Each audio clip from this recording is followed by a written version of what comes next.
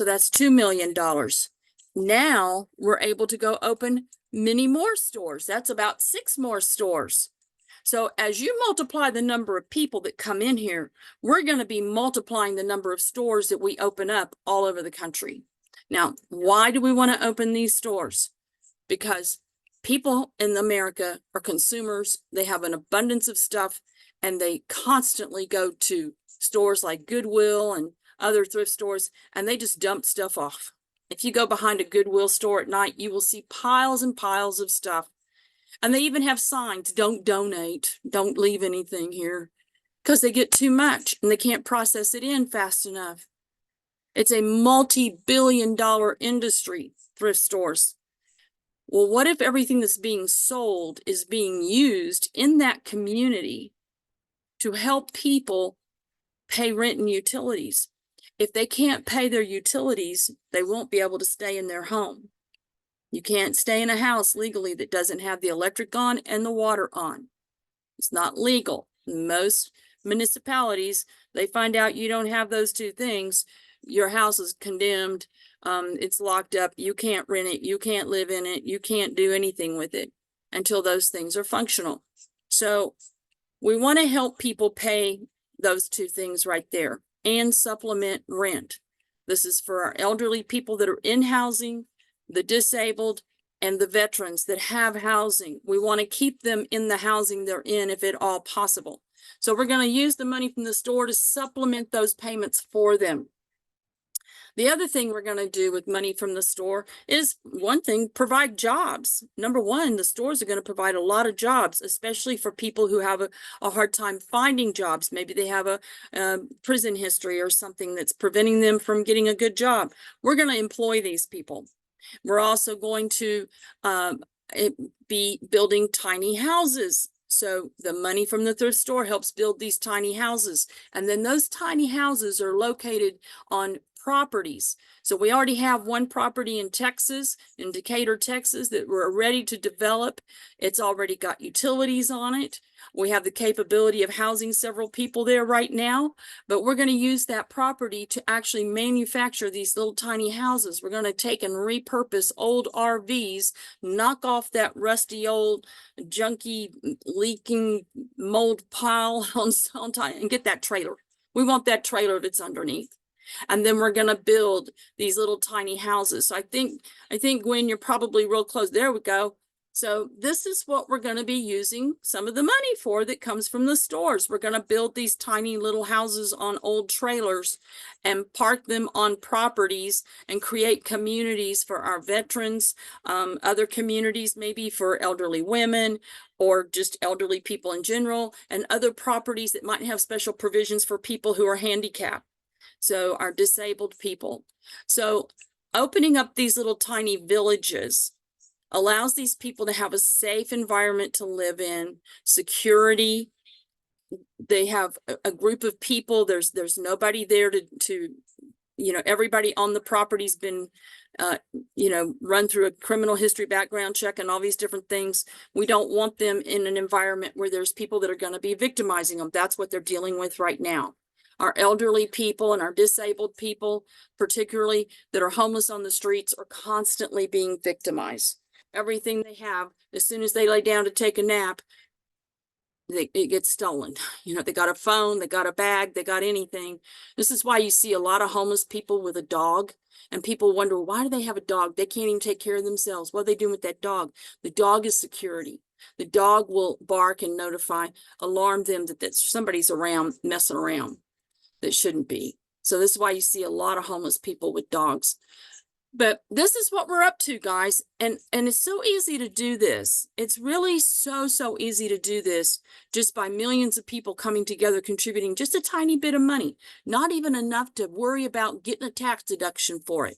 We do have a 501c3 pending so that we can take major contributions from large companies as soon as that clears through. But in the meantime, there's people that need housing, because people who are not housed die an early death.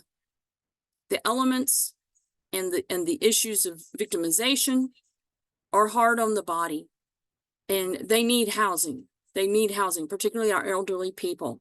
So, and you see this right here. This is a place with homeless elderly people right there. If you watch the video on that link, these are elderly people that are homeless, and there aren't enough shelters for them all. So they get in line at the shelters, usually in the afternoon, about 4 o'clock or so. They start lining up. It's a first come, first serve thing, whether you get a bed that night or not. First come, first serve. They make everybody get up and leave at like 7 o'clock in the morning. Everybody's got to, they feed them breakfast and push them out the door. So then they're out on their own all day long in the streets and trying to find a place to get some lunch. Where can they round up some lunch? And, you know, so there are some programs out there trying to help these people. They often get their wallets stolen with their social security cards and their ID and everything that they need to be able to get the services. And it's just a nightmare for them. So, you know, we have the power here, though, to eliminate that problem by just simply opening up these thrift stores. So the more thrift stores we open, the more little houses we build, the more little villages we develop, the more jobs we provide, the more people we help keep in the housing they're in, because we're going to help them with their rent and utilities. There's so much good to come from this, and it will never end. And the cool thing about it is the housing that we're putting these people in is sustainable. It's not a temporary thing for them. They can stay there for as long as they want. Nobody's going to kick them out. But when they do pass or they leave or go to the nursing home or whatever, we put somebody else in there. So those houses, once they're built, they continue to provide service to another person and another person. But here's the thing, the community itself is being funded and supported by the thrift store. It's a self-sustainable environment that's taking care of itself from the thrift store. So your participation in just helping us have the funding we need to just keep opening these thrift stores and opening more thrift stores and more thrift stores and more thrift stores, we can wipe out homelessness in America. And we can do it very fast. As fast as you guys can go bring people in here that will commit to that $1 a week or maybe a little more, that's how fast we can take these people off the streets. Collectively, it's all about how fast Americans decide they want to help clean this country up. They're sick and tired of seeing people homeless in the streets, especially elderly, disabled, and veterans. You got a heart for the veterans? I can't imagine anybody not having a heart for the veterans. And they are our first and foremost important genre of people to get housed. That's 1 in 4 homeless men is a veteran. And that is just not right in this country, especially after what they did for us, willing to go to war, willing to give their lives. It is wrong. It is just wrong to leave them homeless in the streets. Some of these guys are not even getting their disability benefits from the VA, and they don't know how to go about getting it. So we'll be also, you know, acting as advocates for them to help them with that as well. But, you know, number one, above anybody else, our veterans in this country should not be in our streets. I think other countries are looking at this and saying, man, those Americans, they're, you know, they don't even take care of their veterans. This is something we all need to pull together and do, because honestly, it's an embarrassment to me. I find this to be an embarrassment. I have been working with and helping the homeless since the very early 90s, late 80s, running shelters. I've actually run thrift stores to help support shelters. And this whole thing of the veterans now becoming such a major part of this population of homeless people is so wrong. It is so wrong. And the government's not going to fix it. They're not doing anything about it.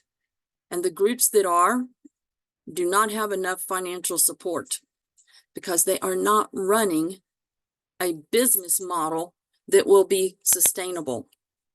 They're relying only on donations and grants. This is a whole different ballgame. Once we open those stores, they are forever there, producing more and more and more money to help support these veterans and these elderly people in that community, as well as the other people in the community. So we're asking you to join the 1 in a Million Club, Founders Club, 1 in a Million, be one of the first million people to be committed to contributing and then going out and finding us the rest of that million people that we need right now. We bring in 1 million people this week. We have a thrift store open the next day. We could have thrift stores open before the end of May. We could. Just a matter of having enough money in hand to do it. I've already got feelers out in several locations, Texas, Florida, Colorado. I've got people telling me about locations that are available. We're already talking with, property owners and realtors, finding these spots that are ideal for this type of business model. We're ready to roll with this. And in Texas, we have enough stuff already stockpiled in storage, in shipping containers, stacked up every nook and cranny we can find. I had a lady today offer a whole house full of stuff, and I'm like, don't have a place to put it right now. So we desperately need this. There's people right now we could be housing, and the only reason they're not housed is because we just don't have the money we need to get this property fully developed and start putting more and more and more houses out there. We've already got one property ready to roll with. So, this is going to be a dominoing, spiraling effect, but it's going to be a good one. It's not a downhill spiral. This is an uphill spiral, and America is going to gain respect again. We need to be a respectable country. Respect is earned. Nobody gets respect for nothing. It is earned. It's time for us as citizens to put this country back into being respected by the rest of the world. It's up to us, not the government. Government's not going to do it, but we can. So I'm asking you to join hands and help us here. Get involved. Bring your bells, bring your tambourines, bring your whistles, and come join us every night.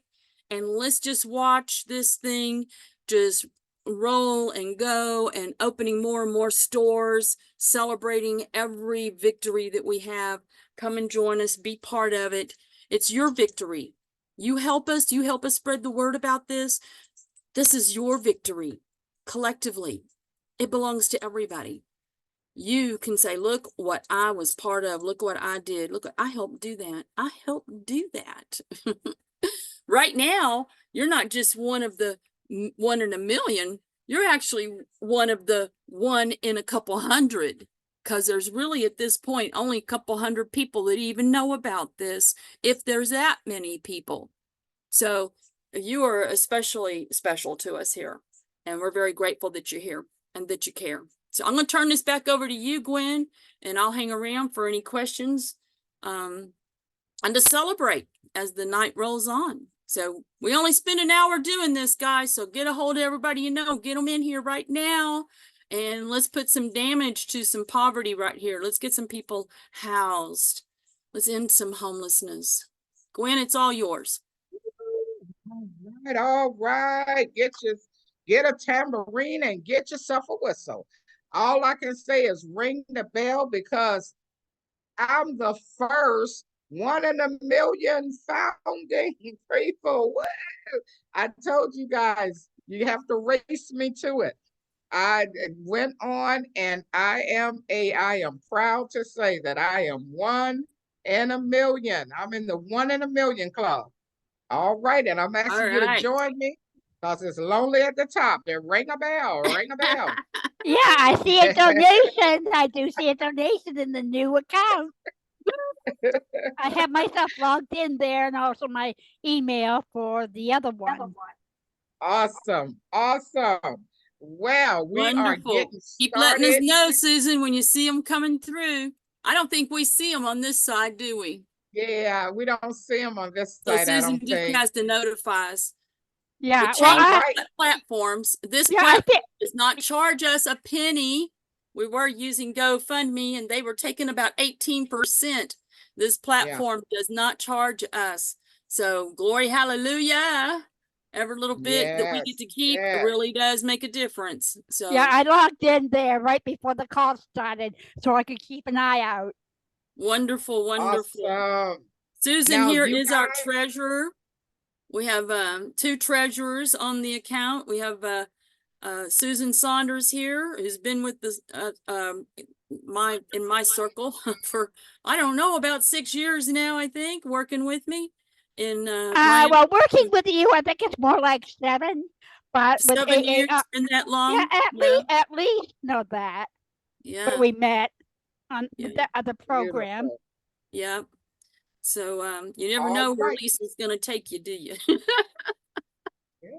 All right. Now, if you guys look in the comments on the live, you're going to see a link there. You can click on that link and it will take you. It is called tinyurl.com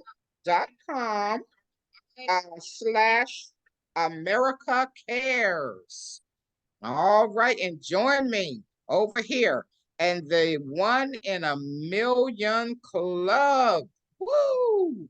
All right, all right. So we're off to a great start. Thank you, everybody, for joining us. Thank you for getting the word out. We're going to take care of a little bit of housekeeping stuff, and then I would like to spotlight a gentleman that Miss Lizelle may know very well. I'm going to surprise her with this one. And we're going to spotlight a gentleman who have also taken a stand against homelessness and trying to do something about it. This problem is bigger than any one person. It's bigger than thousands of people. But together, we can do this. And the reason I'm spotlighting this gentleman is because some people may say, oh, well, this is just too big. It can't be done. Well, I want to show what one man was able to do. And, and hopefully this inspires everyone to say, wow, and of course, he didn't do it by himself. He got help. But the point is, he got out there and he got it done. And we will too. But we are asking everyone to lock arms with us. Let's be a part of this wonderful, wonderful venture. All right, this wonderful ministry. Bless and be blessed. So I'm going to bring this video up. It's a short video. And actually, there's like a 30-minute documentary on this gentleman. If you ever want to hear the whole story, I highly recommend it. It is a powerful, powerful story. So here we're gonna play this, and this is Mr. Alan Graham of Fish and Loaves Ministry. Everybody, if you've been following me, you probably already know where I am because I come here more than any place else. That's because Alan Graham is my hero. Could not help but be in awe hearing you speak about your vision of community first and how it all started 10, 15 years ago, seeing an RV. Can you tell me about what's going on today? Well, today's the big groundbreaking. It's kind of the beginning of the culmination of that dream. The ribbon cutting is actually be the big deal in 8 months. But this is the day when we formally break ground, where we're going to build all the roadways and infrastructures and pad sites. That's going to bring so much hope to our community. Those that are living on the streets of Austin, Texas, and those of us that are collaterally impacted about those that live on the streets. And it does have an impact in our community.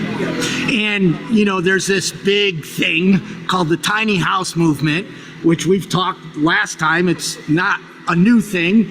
And tiny homes aren't going to end homelessness. Community, people first, community first, which is why I love what you're doing here. Well, what we wanted to do was take the housing first model to a degree, which I don't think goes quite far enough. People are lost In fact, sometimes I find more community under a bridge than I do in some of the fanciest homes in Austin, Texas. So it's really about understanding what home is, and it's more than the four walls of some type of a structure. So tiny homes, you're right, are not going to end homelessness, but the community will, man. Loving our neighbor will. Yeah. And it's so awesome because not only is this a community, you're establishing community, it was the Austin community that kind of rallied you, introduced a senator that helped, pass some bill that you're able to do this without, so people can live economically, that don't have an income, and all these people you're introducing to make this happen. And then you're going to have Alamo Draft House here, and like a bed and breakfast. But what is cool about that is to get people to serve. It wasn't to come see a movie and have a nice place to stay. It's Well, our vision statement, what drives Mobile Loaves and Fishes, is that we empower communities into a lifestyle of service with the homeless. Not we feed people, we clothe people, we shelter people. No, man, it's connecting people, human to human, heart to heart. right. The feeding, the clothing, that's just something That's a conduit, man. Yeah, exactly. So I really believe this is a movement. This is something that needs to be replicated, duplicated throughout any community that's having an issue with homeless people. Well, what's amazing about this is that people are out here that have never experienced homelessness the way that we think of homelessness, saying, I want to live here. They're rethinking their lifestyle and how they can be a bigger impact, and what kind of legacy are you going to leave? Right. And like behind us is a nice 2-room. Yeah. And the rent is that was about $250 a month. $250 a month, but you also provide To live in a gated community with running water, running sewer, trash collection, a way to prepare meals, safety and security. and you have social enterprise so that they can Afford make that money. So That's many correct. places just throw you in and then you expect government assistance or different things, and often people just can't go back to a 9-to-5 job. And you cover all the bases. Well, we're trying to cover all the bases. We're trying to reach into our customer and go, what do you want? The homeless population is the only customer base in the United States of America where we try to deliver a product to them that they don't want. So ask them what they want and what they desire out of life, and then let's deliver it. And what they don't want is to live under the bridge and have a Mobile Loaves and Fishes truck sling some peanut butter and jelly sandwiches out. They want to be home in community. So how do other communities do this? Well, really what they need to do is come down here. You got to see this firsthand. And by the time we open this space, we're going to have a tool package that people can come down here, and we're just going to give them for free everything that we've ever learned and know about doing this in their community. Great. Well, I consider you a close friend. Well, and I am overjoyed to see, because you've been talking about this, showing me maps, taking me to trailers since I started Invisible People. And this is one of the first places I've ever come here every year, sometimes twice a year, to see this happening. I'm so happy for you and overjoyed for our homeless friends in Austin. And I can tell emotionally that you feel that way, brother, and I feel that way about you. Thank you for doing what you're doing. Thank you, everybody. If you're around the Austin area, support Mobile Loaves and Fishes Community First. If you're anywhere else, support Mobile Loaves and Fishes Community First. And start thinking about building a community first model in your neighborhood. Woo! I say we should give a big round of. Now that is actually someone isn't it, Lizelle? Yes, it is. Alan and I go way back when the homeless population in Austin started to explode. About that same time, I had acquired some houses and was opening up some shelters and working with some homeless people, some homeless veterans, some homeless mothers with children, some even housing some people that were coming out of jail. And I met Alan Uh, as the main thoroughfare of I-35 goes through Austin, major big overpass. It's like, 6 lanes on both sides kind of a thing. It's a big overpass, and it goes a long way across what's called 6th Street in Austin, Texas, if you've ever heard of that. It's where they have the major part of the South by Southwest festivals. So anyway, this bridge, this major overpass became Tent City. And all throughout Austin, the homeless population just exploded there. And Alan and several other ministers that I know got together and started going down under the bridge to have services. And they would take food and clothing, and pretty soon it was just like a lot of people were coming down there with putting up tables and giving away clothes and blankets and things. Different churches would start participating in it. And Alan managed to get a food truck, and he would drive around giving away peanut butter, just like he said, peanut butter and jelly sandwiches, and different, helping different people that were homeless. He's done some amazing things with the homeless in Austin over I don't know, probably 20 years now, or maybe even more. Yeah, well over 20 years since Alan got started down there. With another pastor, Dwayne. Amazing group of people, just amazing. And so I had the pleasure of knowing him, and we're all talking about getting this community going with these tiny houses. And the tiny house movement in Austin is a pretty big deal. Of course, the city's been fighting back about it. At the time, I was involved with a shipping container maritime companies. I was and still am associated to all of the maritime companies worldwide. I can get a shipping container from a maritime company right off of the shipyard at cost. And so if you know anybody who wants a shipping container, wants to turn a shipping container into a house or something, I can tell you all about that and all about the issues and problems of building shipping container houses that you have to deal with. I'm going to tell you the truth. It's cheaper and it's much more efficient to build this little structure that you're looking at right now than it is to try to turn a shipping container. There's issues with metal. The metal itself presents a type of an issue. So, and it can also be very expensive because you either need to know how to do some welding or have somebody who does, that's willing to do it real cheap or free. So, but they're also very big, very heavy. There's a lot involved in moving them around. So little trailers like this right here, little structures on these trailers is the most efficient, easiest, and cheapest way to put somebody in housing and that be independent housing. So that's why we're going in this direction, which we also have a slew of materials available. I've researched how to build these tiny houses, where to get the materials, how to get a lot of things donated in. Home Depot, Lowe's, a lot of the hardware stores will donate a lot of stuff that they can't sell, damaged wood, this, that, and the other. They have a lot of scrap that goes actually in the dump. It goes in the dump. We're going to take it because you can see here, we don't need anything more than a foot or two right there. And a damaged door. Oh, no problem. We'll put a little paint on it. No problem. Where they couldn't sell it, they donate it to us, take the tax deduction on it. So we've already started stockpiling doors, windows, bathtubs, sinks, all these things to build these little structures. So this is not a hard thing to do, and it makes a great project for people who may be coming out of prison, need job.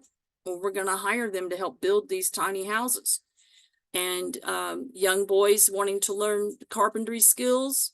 We've already got a guy who's a minister doing a ministry with young boys that have been living in foster care. They're now in high school. They need to be thinking about careers and work, becoming self-supportive. And he's teaching them carpentry skills. So he's wanting to engage those boys in helping us build these houses. So, there's a lot of resources out there to tap into that actually lower the cost of building these homes. I figure even if we had to pay 100% for all the materials and the labor, We can build what you're looking at for around $20,000. That's all it costs to house somebody. That's not a lot of money. That's not a lot of money at all. So, and when you think about that $20,000 housing someone for months, years, and then the next year's somebody else is living in it, it's still serving a purpose. Built out of cedar, particularly, you know, log cabins don't fall down. They're pretty sturdy, right? These things are going to be built as sturdy as a log cabin, and that's all cedar you're looking at there. So it's bug repellent and doesn't rot, especially if you put some stain coating on it. It's going to last and last and last. So, you know, there's so many ways to house the homeless and not with a lot of expense. Alan now on his property that he's developed out there, I don't know how many hundreds of homes he's now got on the property in Austin. And they've just bought another plat of land to be able to expand. So they're on the outside skirts of Austin. That's where you have to do these things. You can't do them in the city limits. So you have to get out to where it's not sanctioned by the local county. You know, you got to get out of the city limits, unrestricted land. But Allen now, they actually, I don't know if you've heard of 3D printed houses. The first 3D printed house that somebody's living in was built on Allen's place in Austin. So just a few years ago, they went in there with this big equipment. It's got this concrete stuff in it. There's a video about it on YouTube. Concrete house built by a 3D printer on Allen's place, his community out there for the homeless, and is occupied by a homeless man. So, you know, that's a step above where we're going with things. There's a lot more money involved in that than what we're talking about here, but we want to do something very fast and get this up and running, get people housed as quickly as possible. Guys, if the goal here is to have 1 million people on board with this by July 4th, I really think we can beat that goal because it's all of June and we got a head start here in May. 1 million people. With 1 million people strong here, not only will we have opened several thrift stores, but we will have already built several of these cabins as well. And we already have the property to put them on. So by July 4th, we could easily already be housing people, not just running the thrift stores and helping people pay their rent and utilities, but we could already be putting a dent in the homeless population. And the more thrift stores we have and the more money that those thrift stores are all making, the more little villages we open, just like what Allen has done. Now, Allen did it on a lot of waiting for grants. It took years for Allen to get the property and get all the permits and the development and everything done because they took the route of applying for grants. It took a long time to develop it, a long time. Like you said, about 15 years in the making.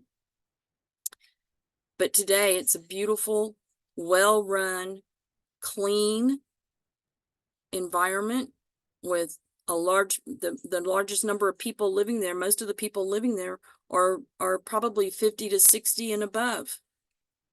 They've had, I think, I don't know, about 400 people pass away there.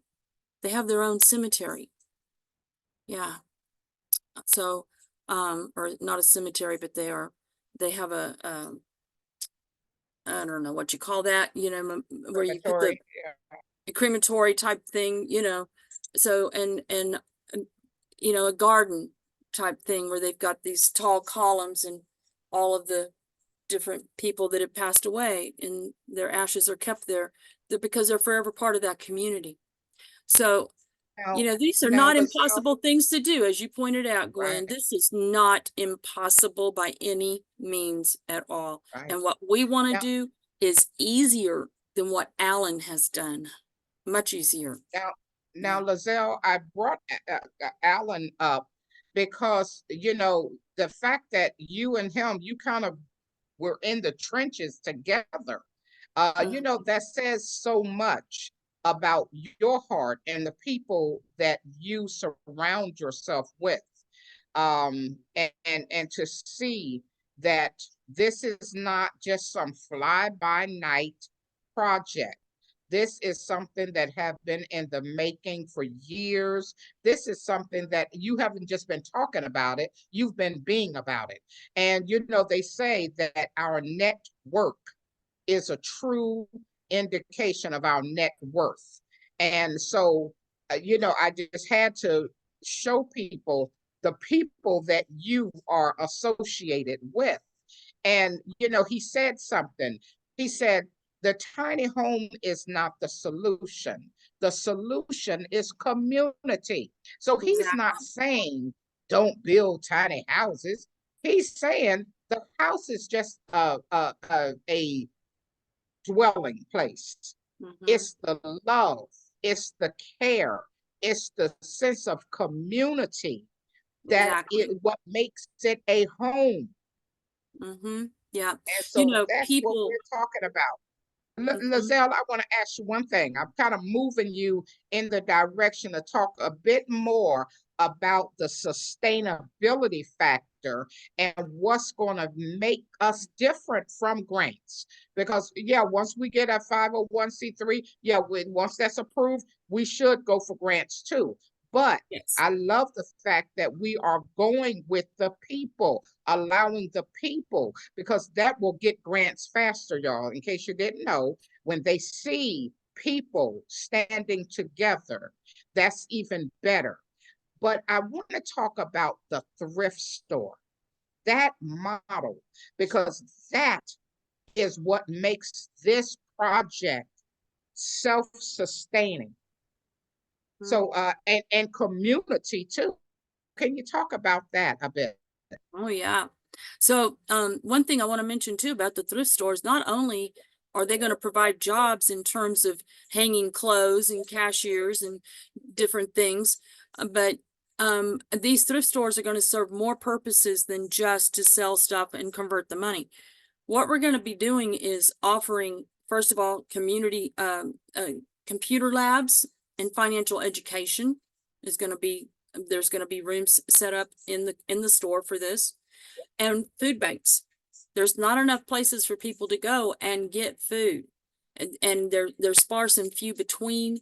And one that I recently was frequently going and taking people there to get food, or going and getting food and taking it to them, just lost their location.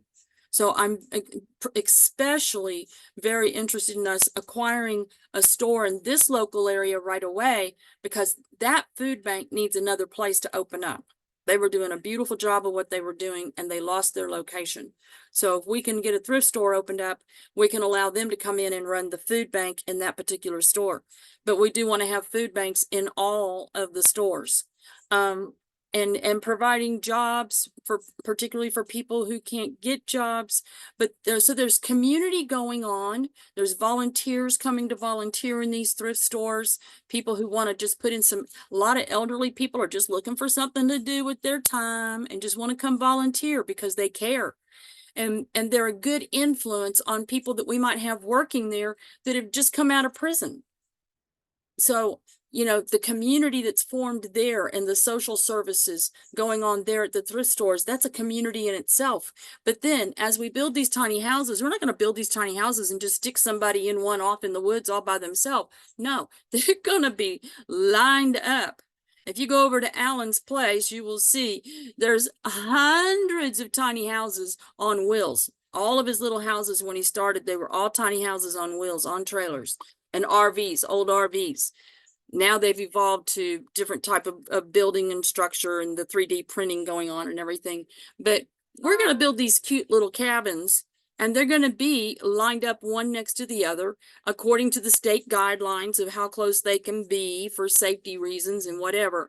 But everybody's going to have neighbors that are just like them, and neighbors that they know have their back, aren't going to hurt them. You know, they will have a community area where they can come play games, play cards, cook together, enjoy each other's company. So these are going to be the people in these houses and these communities that we develop are going to be pretty much the same age, have the same interest, And so that we're placing people together that have things in common with each other, and they feel safe with each other. And they have the ability to have friends this way, neighbors, real neighbors like we used to have.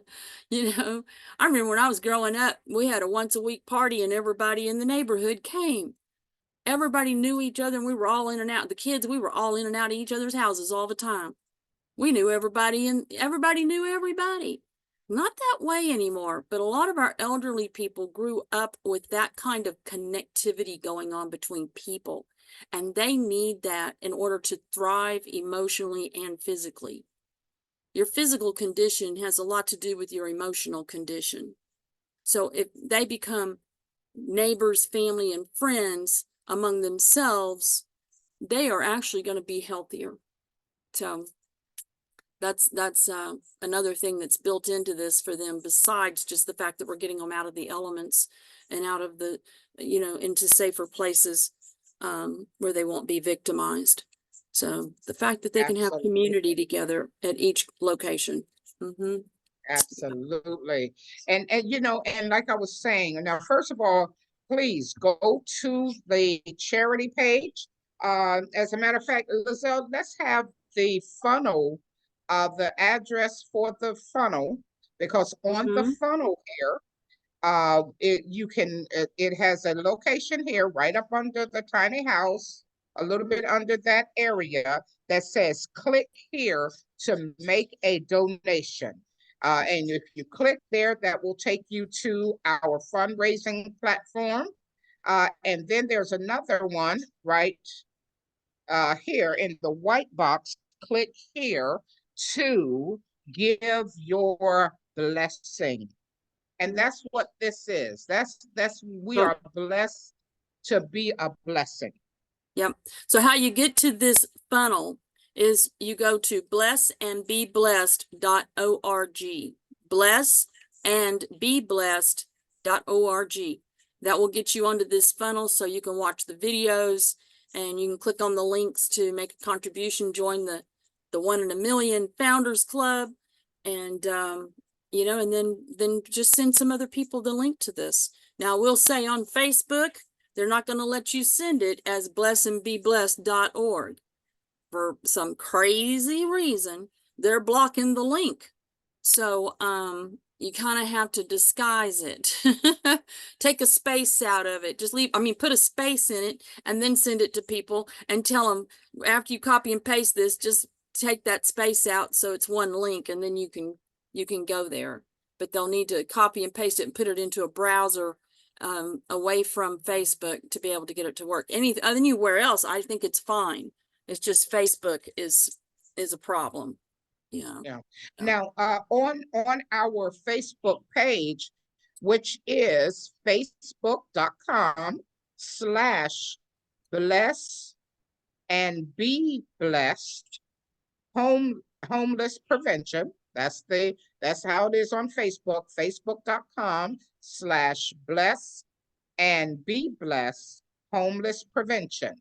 And that'll get you right there. And then once you're on the site, you can click on the links. We're going to make sure it's in the intro area, and you'll be able to get to the funnel. You'll be able to get to the donation page and all of that. So join us in the 1 in a Million Club. I told everybody today, I said, you're going to have to race me, because I'm going to get in there. We're going to have some kind of prizes too over there. So we're going to have a lot of fun here. Yes, If you know anybody that owns a business, we want to get them involved. Maybe have an event, a live event from their business location, where we try to see how much money we can get their customers to contribute, maybe special airtime on the radio, bringing people over to their business, but some kind of events and things. And then, encourage those, we're going to be looking for businesses that will match the donations, particularly here in the evening, to come in here and be willing to match whatever donations we raise during this hour every night, or even individuals that might want to do it. Doesn't have to be a business. Yeah. What did Mhm. Jerry Lewis used to do? His marathon. Yeah, exactly. Now Really? This is Memorial Day week. Remember, so we want to honor our veterans especially. So if you have a loved one who served and they make a donation, make a contribution in their name.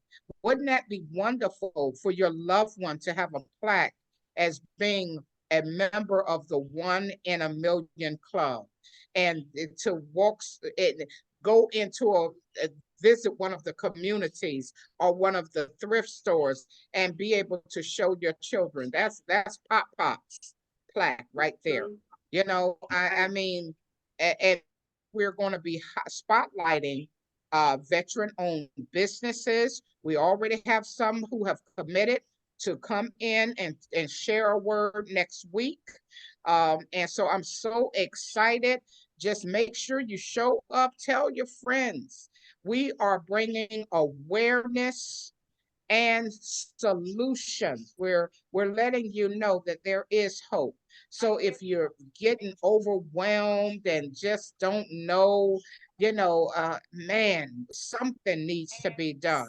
Well, you can join us. You can join in this fight. Bless and be blessed. Homeless prevention, and join the fight with us to eradicate homelessness. That's what we're here for. So we have some good stuff for you. Anybody else have something they want to share?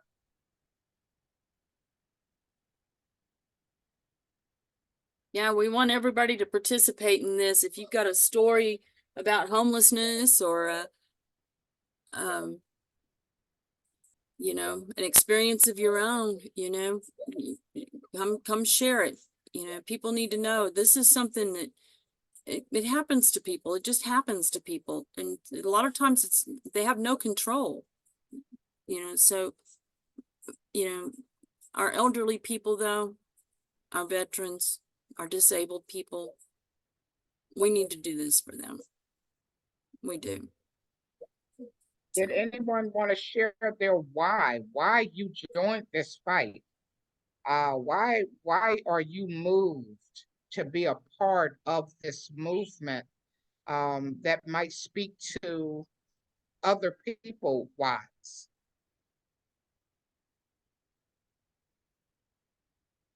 Don't everybody run to the mic all at once. We're here to have like I said, we're here to have a good time. Also to spread awareness to the problem and awareness to the solution. Now I'm involved because for over 30 years I've had a calling on my life to help bring people out of debt and poverty. And that's what I've been doing. I help people become homeowners and start businesses. Well, when I heard about this movement, I said, that's my jam. They said, help us eradicate poverty and homelessness. And I said, oh, that's for me. Because I've always understood and believed that there but for the grace of God go any of us. We are all only one job loss, one missed paycheck, one sickness, one natural disaster away from being homeless. It could be any of us. I live in Florida. We get hit with tornadoes and hurricanes and floods. So none of us are safe. We just simply are not safe. And let's face it, if a tree falls down on the house and you have to get out of there, you're going to be looking at for a shelter if you don't have family that can take you in. It's just that quick. It's just that quick. So let's not think that this cannot happen to us or that it can't happen to a loved one. It only happened to a certain type of person. Many of these senior citizens, they get SSI, but it simply is not enough. That's right. Many of the veterans, they get benefits. It Mhm. simply is not enough. Mhm. And so, we're the cavalry. We're the cavalry. Yeah. And often So it's that's why not I that they joined. can't, not that they can't actually afford the rent. It's that they're required to show that they earn 3 times more than what the rent is in order to get that home or apartment. So looks like we lost the live there. Did we lose Gwen? I think we lost Gwen. Or did it go? I'm talking. Nope, nope. I'm talking and my mic Still is here? closed. We Okay. are still here and it is now 9:59. So we are at that time and at that hour. Please let everyone know this is Memorial Day weekend coming up, and we're going out strong. We're reaching out to the VFWs, we're reaching out to veteran-owned businesses. We are making some noise. We are raising awareness to this situation, and more importantly, to this solution. So be a part of this with us. We thank you for being here. Make sure you join the Facebook page and make sure you join the 1 in a Million club and get the word out. All right, Lizelle, I'm turning it over to you. Thank you, everybody. It's been fun Wonderful. hanging out with you. Absolutely. Absolutely. See you tomorrow night. Bring your bells and whistles. All right. Another wonderful night with you all. Looking forward to tomorrow night. God bless.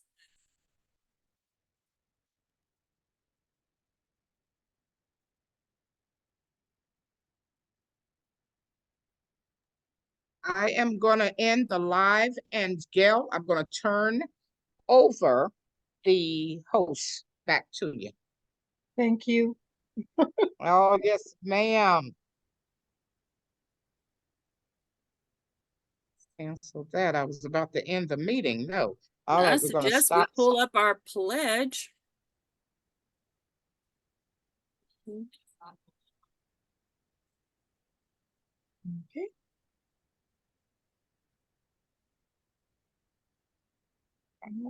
We still connected?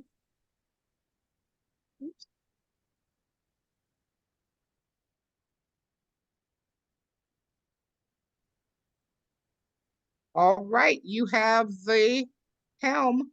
We're still recording. Thank you. Oh,